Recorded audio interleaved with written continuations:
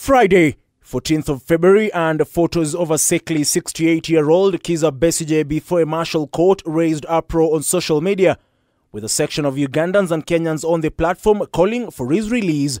To this end, human rights groups are calling for his release while slamming the Ugandan government for failing to let him go, despite a Supreme Court ruling declaring the trial of civilians in military courts unconstitutional. We call on the Ugandan authorities to immediately release Kizza Besigye, Haj Obeid Lutale, Aaron Kizza, and others who are unlawfully detained.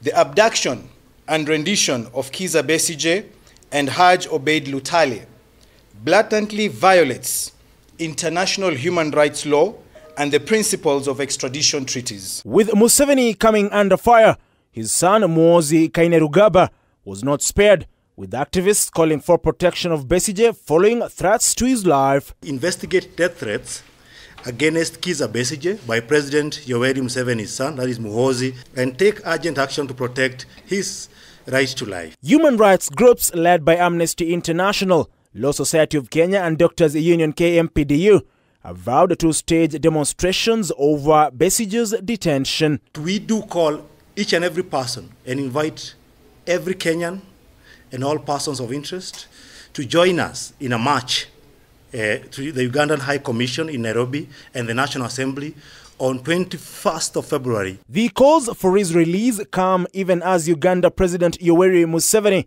took to his social media platforms to slam those agitating for Besigye's release, claiming they are promoting insecurity. Besigye, who was abducted in Nairobi in November 2024, was in the country for Mother Karua's book launch and has been in detention since he resurfaced in Uganda after his abduction, with Kenyans urging the government to bring the abductions spree to an end. Free all political prisoners in Uganda. Ian Kichani for K24 Evening Edition.